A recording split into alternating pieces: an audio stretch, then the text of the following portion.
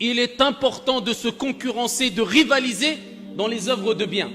Par contre, avant de se concurrencer, de rivaliser, il faut encore savoir pourquoi on veut rivaliser et avec quel objectif, pour quelles conséquences. Si c'est pour rivaliser afin de gagner des choses mondaines simplement, à quoi bon? Kullu man alayha fan. Tout ce qu'il y a dans la surface de la terre est voué à éphémérité. Je ne dis pas que c'est interdit dans la totalité, dans sa totalité, mais ici, quelque part, de toute manière, on sait que tout est éphémère. Si c'est pour rivaliser dans le mal, la réponse est claire. À quoi bon? Alors qu'on va accumuler des mauvaises actions et se retrouver dans une situation difficile ici-bas et dans le delà. Si c'est pour rivaliser dans la religion, mais avec une mauvaise intention, à quoi bon? Cela sera un argument contre nous et pas pour nous. Et si c'est pour rivaliser dans la religion avec une bonne intention, mais loin de tout ce qui est concret, mais simplement dans le virtuel et dans l'abstrait, à quoi bon? Comme ce qu'on voit aujourd'hui, ici, cet engouement, cette rivalité de plus en plus présente, souvent au nom de la religion, mais dans ce qui est virtuel, souvent dans Internet, dans les Facebook, dans les réseaux sociaux. Je ne dis pas que c'est interdit, que c'est mauvais.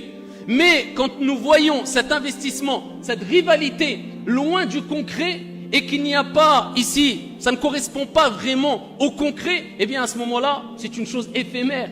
Et c'est peut-être quelque chose qui va nous faire perdre notre temps plutôt qu'autre chose. Quand on voit des gens se rivaliser, se concurrencer afin d'avoir le maximum de j'aime ou de fans entre guillemets ou je ne sais quoi.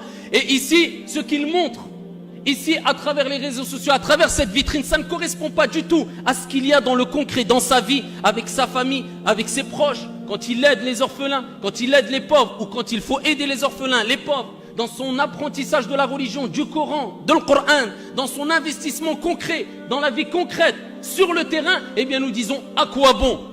La concurrence, elle ne se passe pas sur Facebook, mais elle se passe sur le terrain.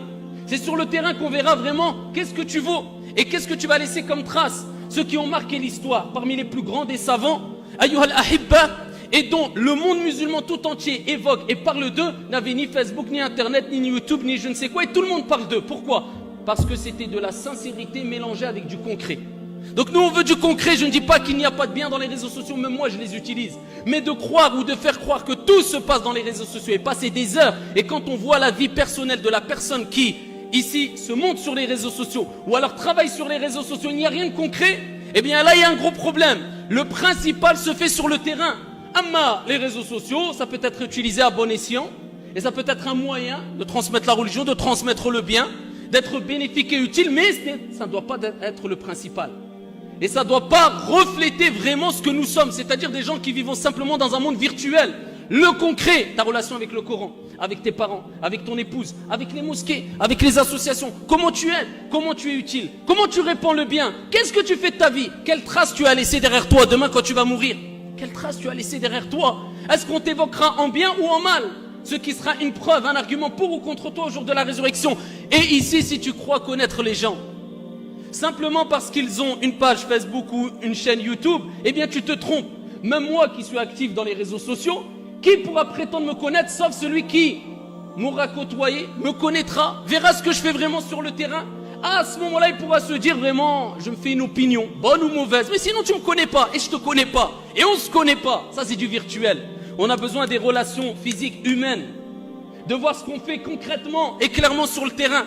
Est-ce que nous sommes ici toujours les premiers à vouloir faire le bien ou les derniers à vouloir faire le bien? Est-ce que nous sommes une communauté qui parle et qui est virtuelle ou une communauté concrète qui agit et répand le bien?